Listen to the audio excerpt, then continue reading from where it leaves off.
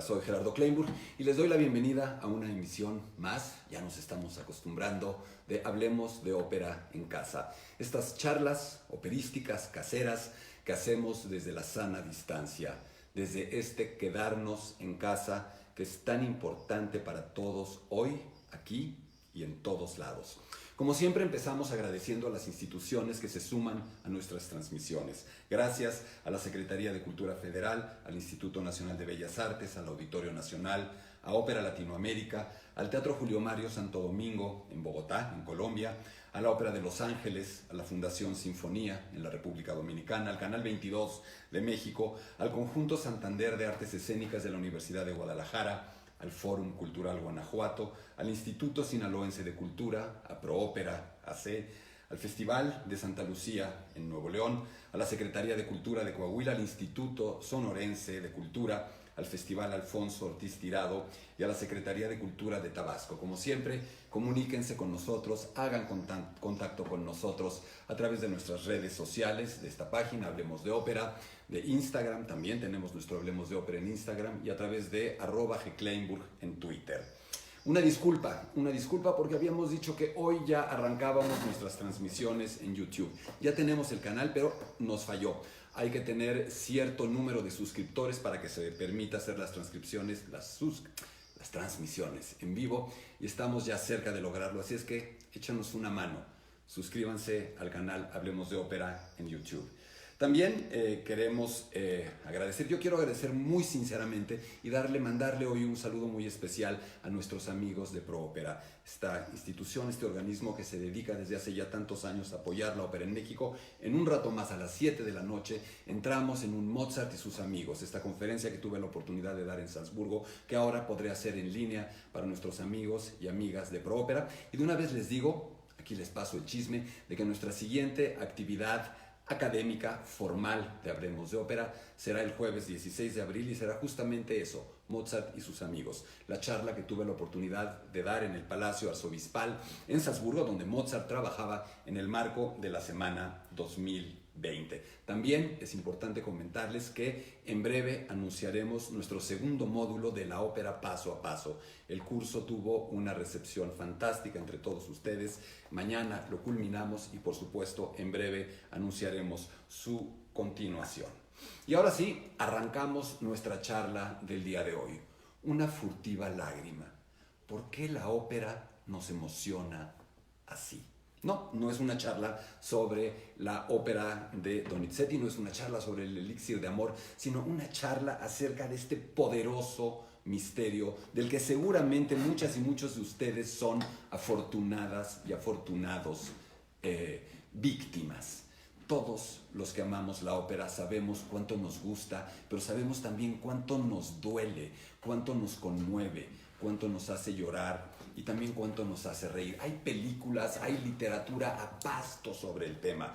¿Quién no recuerda a Julia Roberts sentada junto a Richard Gere en un palco en Pretty Woman, sollozando, conmovida, transformada, porque se está viendo a sí misma en el escenario como la Traviata? Si queremos ponernos mucho más cultos, ¿quién no recuerda aquellas memorables escenas de Madame Bovary, de Gustave Flaubert, en las que Emma asiste, si no mal recuerdo, a una función de Lucia de Lammermoor en la ópera de Rouen?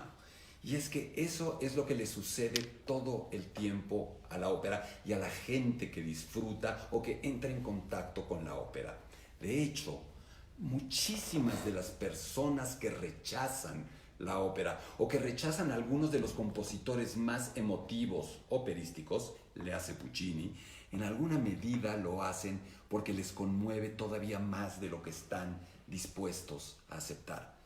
Todos tenemos nuestra primera historia operística, nuestra primera vez. Yo puedo contarles, ahora que aprovecho estos espacios para confiar cosas, historias, anécdotas muy personales, cómo me infecté de ópera, cómo empezó todo esto. Tenía 12 o 13 años cuando tuve la oportunidad. Mi madre amaba la ópera, yo la detestaba profundamente. Amaba la música clásica, estudiaba piano desde muy pequeño, pero decía, ¿por qué echan a perder la música tan hermosa, cantando esas cosas que no se entienden? Mi madre amaba la ópera, y un día que estaba yo solo en casa, me atreví un poco contra mi propia voluntad, así, sin que nadie me viera, a buscar unos discos, a ver qué discos de ópera tenía mi madre por ahí. Encontré un álbum de la Bohème con Renata Tebaldi, con Carlo Bergonzi, y me puse a escucharla siguiendo el texto con un libreto bilingüe que venía dentro de los discos.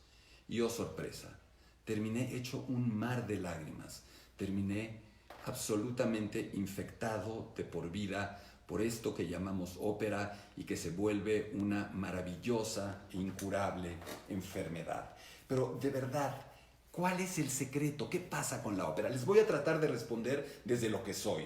Tengo una doble formación, tengo una formación musical, pianística, y tengo una formación bioquímica científica. Estudié piano y estudié bioquímica. Así es que el primer lugar por el que hay que pasar es por el cerebro, es por nuestra cabeza. Finalmente, es cierto, no todo es química cerebral, pero prácticamente toda nuestra vida y absolutamente todas nuestras emociones se pueden explicar y se pueden expresar a través de la química de nuestro cerebro. Somos un cóctel de neurotransmisores. Somos una suerte de mezcla de ciertas sustancias que producen una u otra cosa en nuestro cerebro. Es decir, si tenemos de pronto un poco más de serotonina, un poco menos de dopamina, un poco más de prolactina, un poco menos de oxitocina, algo distinto está sucediendo con nuestras emociones. Es decir, a través de esto se regulan muchos de nuestros estados emocionales. Me parece que no estamos teniendo la mejor transmisión. Les pido un segundo, vamos a tratar de hacer un ajuste para mejorar. Estamos recibiendo algunos comentarios de que no se esté escuchando bien. Hacemos una pequeña pausa, por favor. Perdón. Esperemos que ahora sí, a través de sus comentarios, por favor, díganos si perciben que el audio está mejorando. No sabemos qué pasó, tal vez sea algún problema de conectividad. Pero continuamos. Les decía entonces que tenemos que empezar por nuestro cerebro. Algo sucede con nuestro cerebro al entrar en contacto con la ópera.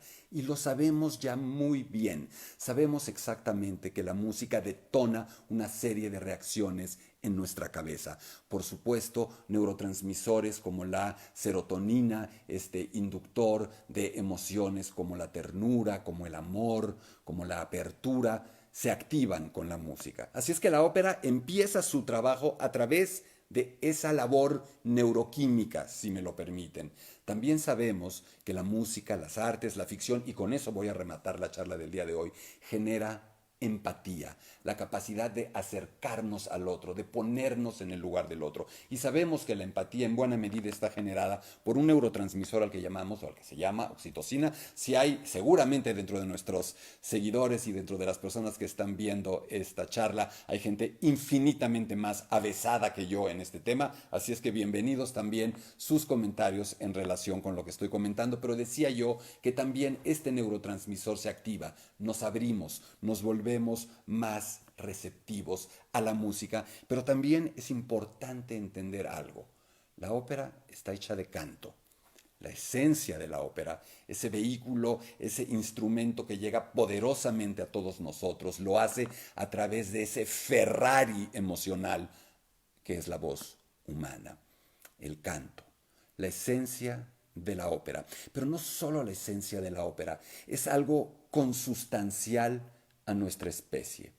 Díganme ustedes, piénsenlo por un segundo, ¿alguna vez han conocido o han sabido de un ser humano sano en algún momento de la historia, en algún lugar, en cualquier cultura del globo terráqueo que no haya cantado? Todos cantamos, todas y todos ustedes cantan, cantamos, en la regadera, en el estadio, en la fiesta, en la calle, en el parque, en donde me digan. ¿Alguna vez se han puesto a pensar por qué cantamos? ¿Para qué nos servirá cantar? Hay muchísimas explicaciones. Es claramente un catalizador de emociones, un elemento de desfogue de emociones, también un buffer, una suerte de amortiguador de muchas de nuestras emociones. Nos desestresa, nos calma, nos permite arrullar a un bebé. Este poder de la voz humana no era desconocido para las culturas más antiguas. Y una de las culturas, la cultura en la que se basa el invento de la ópera, lo hemos visto ahora en nuestro curso La ópera paso a paso, esa cultura, la griega, ya entendía que la voz, que la música tenían un lugar hiper especial en la vida, en el universo. Parte del universo, del orden celestial, se explicaba incluso a través de la armonía de conceptos musicales. Y la ópera nace justamente de alguna manera anclándose en esa sensación. La ópera es un invento, la ópera es un invento hechizo de un grupo de renacentistas florentinos que querían revivir el teatro griego y que decidieron que los griegos medio hablaban y medio cantaban, que había una suerte de recitativo amplio, prosopopéyico, grandilocuente que resonaba en esos anfiteatros griegos de los cuales, por cierto, se desprende nuestro logotipo de Hablemos de Ópera. Luego compartiremos con ustedes cómo Brenda Battaglia, nuestra diseñadora, hizo precisamente este logotipo a partir de la idea de un anfiteatro griego que magnifica la voz. Así es que este invento de la ópera es una suerte de transcripción al estilo rap, si pudiéramos llamarlo así, de la época, de una suerte de declamación griega. Es decir, hay algo semicantado. Y cuando nace este género, la gente que empieza a vivirlo en estos pequeños intermedios teatrales que se vuelven la ópera, empieza a sentir algo extraño. Cuando les cuentan el cuento, cuando la historia se transmite semicantada, algo le pasa a la gente. Se vuelve un boom inmediato. Pega de entrada. Es un hit, es un bestseller, es como lo quieran llamar. Y de hecho, fíjense ustedes, uno de los primeros elementos, una de las primeras historias y el primer mito al que recurre la ópera es precisamente el mito de Orfeo.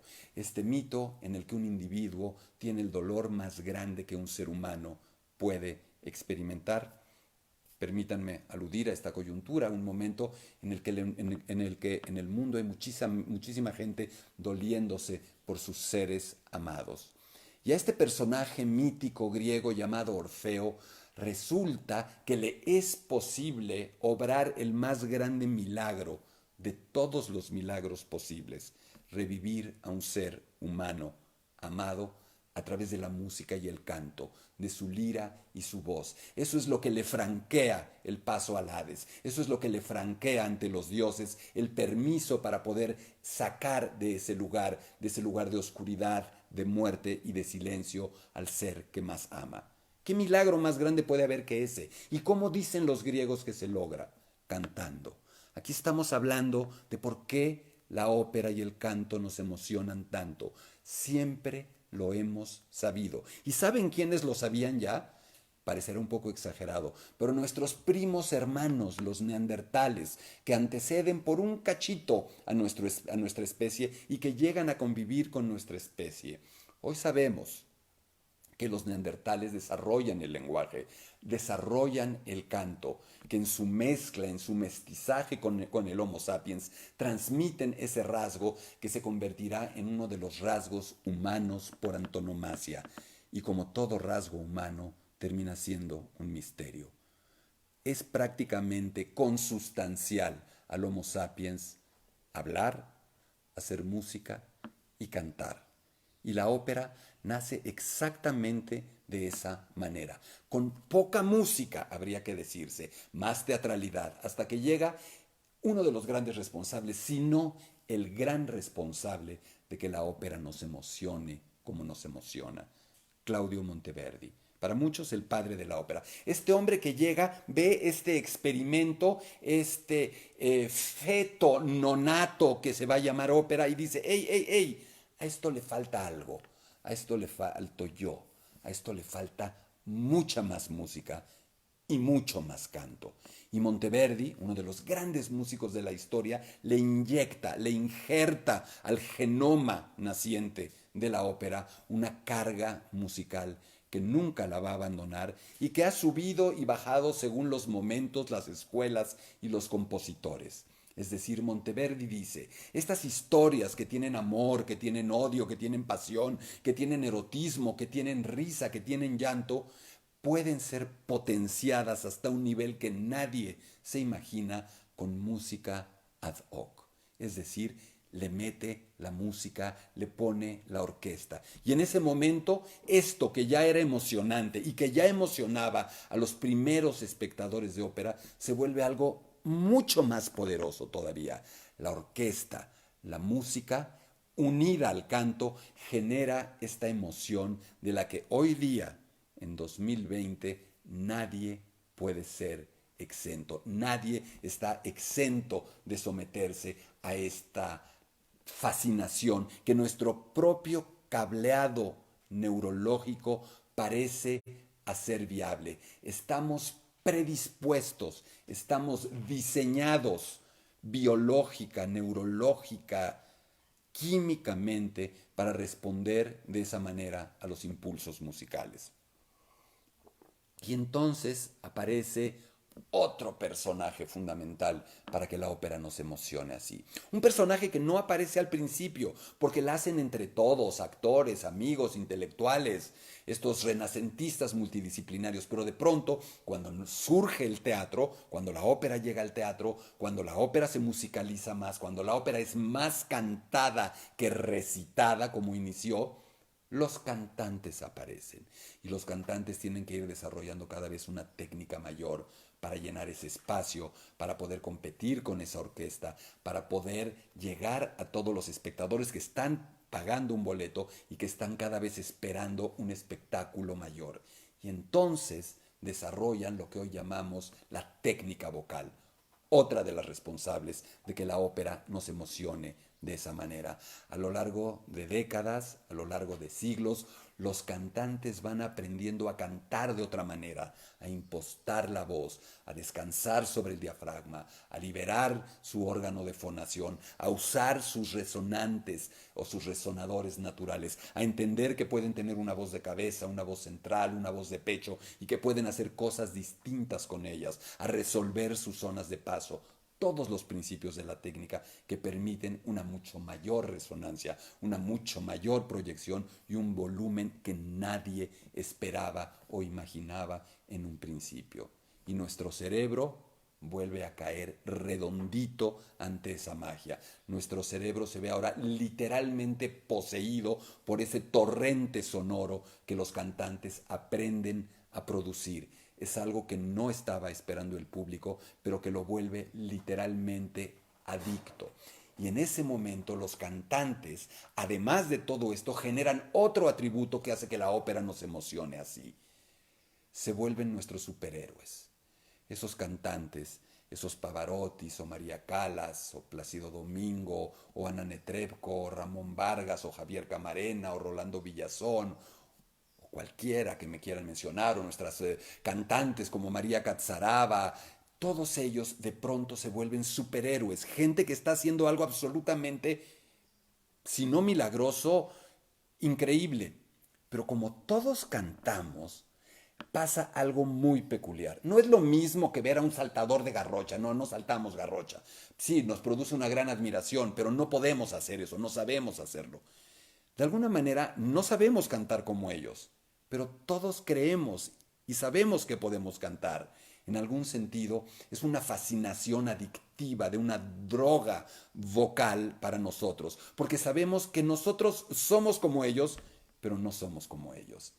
Y esos superhéroes en el escenario, con su maquillaje, con su vestuario, se vuelven una suerte de figuras a seguir, de personas que nos fascinan, nos seducen y prácticamente terminan embrujándonos, si podemos decirlo de esa manera.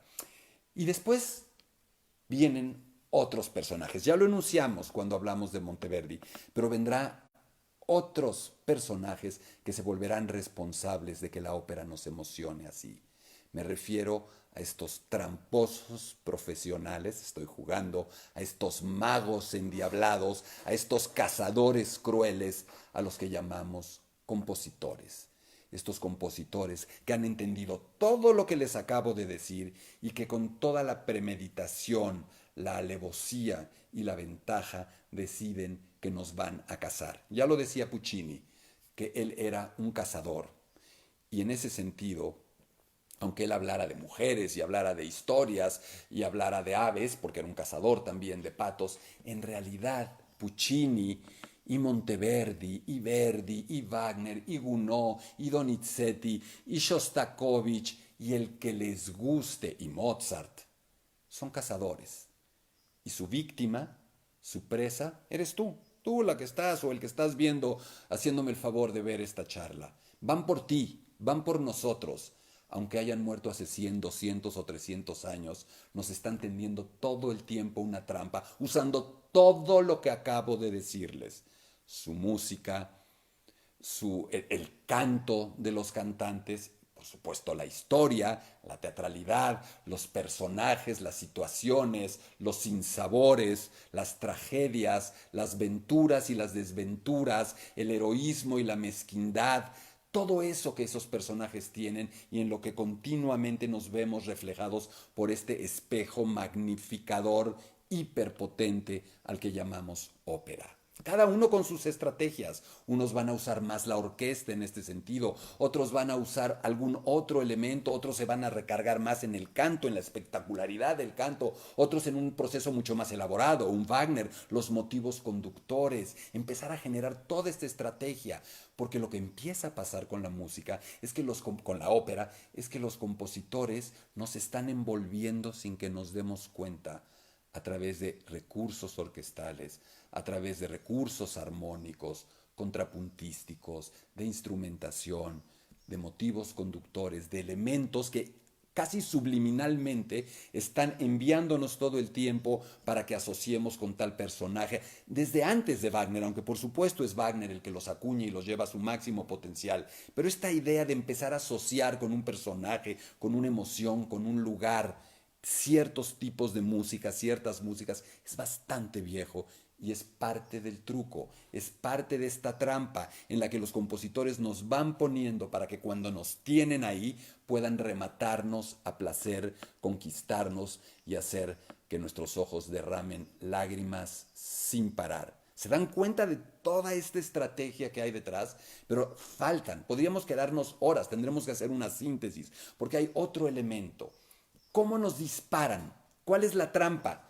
¿Cuál es la flecha que dispara finalmente el compositor? Los personajes. Los personajes son, en algún sentido, su herramienta de trabajo para terminar de someternos, para emocionarnos, para conmovernos. Estos personajes que de verdad marcan nuestras vidas. Mimí, Rodolfo, Isolda, Violeta y Alfredo, Lucia y Edgardo, Werther, Otelo, Desdémona, Chochosán, Wozzeck, Orfeo, la condesa, el conde, Susana, Fígaro y un interminable y personalísimo etcétera.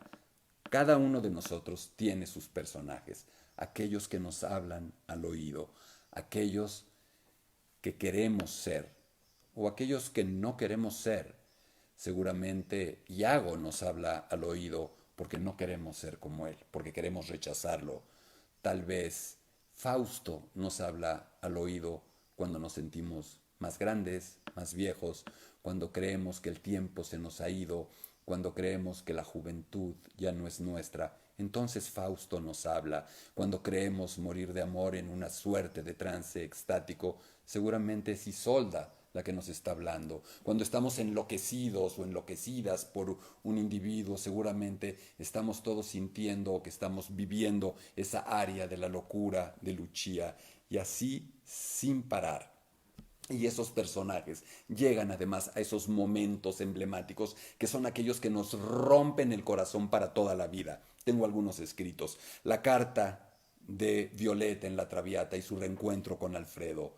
La muerte de Mimì en la Bohème.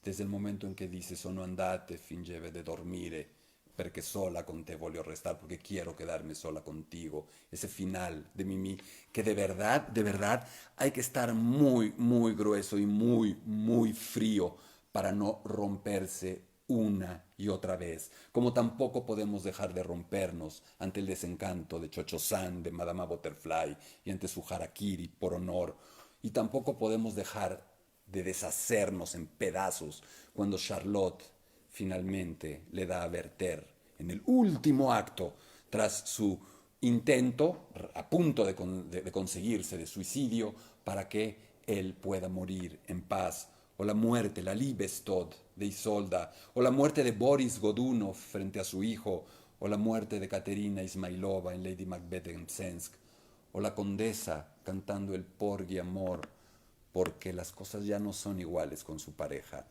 ¿Cuántas no hemos sentido en algún momento que algo ya no es igual en alguna de nuestras historias de amor? Y la condesa Mozart nos habla a todos nosotros a través de eso. Ahora bien, si tenemos tan claro como creo haber mencionado estos elementos, estas estrategias para conmovernos, para emocionarnos con la ópera, si decimos que es una trampa, que es un vil truco, explíquenme ustedes, porque yo no lo termino de entender, ¿por qué el truco sigue funcionando? ¿Por qué, si sabemos que Mimi va a morir en ese último acto? ¿Por qué, si sabemos que Margarita en Fausto morirá enloquecida al final? ¿Por qué, si sabemos, cuéntenme la historia operística que más les conmueva? ¿Por qué, si ya se la saben de memoria? ¿Por qué, si la han oído 10,000 veces, sigue emocionándolos? Sigue funcionando de la misma manera. Hay un misterio y hay algo que no es misterioso en todo ello. Lo no misterioso, quiero creer, es en buena medida algo o mucho de lo que les he dicho. Lo misterioso, en mi opinión, tiene que ver fundamentalmente con la empatía. La ópera es una de las manifestaciones, en mi opinión, más poderosas de la ficción. Y hoy la ciencia nos ha dicho con mucha claridad que la ficción es una inductora de empatía. No solamente genera en nuestro cerebro este cóctel de neurotransmisores propicio para la empatía, fundamentalmente generándonos oxitocina, generándonos serotonina y también por ahí un piquetito de dopamina y de prolactina y de muchas otras inas. Pero finalmente, ese momento de empatía lo que nos hace es volvernos otro, también activa nuestras neuronas espejo y empezamos realmente a sentir con nuestro cerebro, con nuestro cuerpo, lo que ese personaje está sintiendo. Nos estamos volviendo ese personaje, aunque no queramos, aunque ya sepamos lo que le va a suceder, en algún sentido nos volvemos originalmente él, volvemos a ser él de una manera casi virginal y empezamos a vivir a través de su canto, a través de la emoción, a través de la música, a través de todo este artilugio de trampas y de elementos de cacería del compositor, empezamos a vivir esa historia, empezamos a ser ellos. Tengo una TED Talk que pueden encontrar también en la red, una TED Talk que se llama Érase una vez yo. Y en ella desarrollo mucho más este tema de la empatía, este tema de ser otro, de ser los demás, de volvernos los demás y que los demás se vuelvan nosotros. Y algo más, la ópera, la ópera es un inductor de felicidad, por trágica y terrible que sea la historia que estamos viendo. En nuestro cerebro, esta magia conmovedora y emotiva genera muchas de las sustancias que necesitamos para experimentar estas experiencias o sensaciones de felicidad. Además, en el momento en el que generamos empatía a través de la ficción, de las ficciones y de la más poderosa de ellas, en mi opinión, que es la ópera, nuestros comportamientos violentos, los comportamientos delictivos disminuyen. Eso está también demostrado. Así es que la ópera no solo es una inductora de felicidad, la ópera es también una suerte de disuasora de comportamientos negativos. Yo terminaría esta charla, ya que hablamos de empatía, citando a uno de los más grandes pensadores y artistas de nuestra lengua y por supuesto de nuestro país, a Octavio Paz. Y yo les pido que en esta cita que voy a hacer de Piedra de Sol Traten ustedes de cambiar a lo mejor la palabra otro y otros por personajes, por esos personajes de ópera que les gustan y que aman y que los emocionan y conmueven.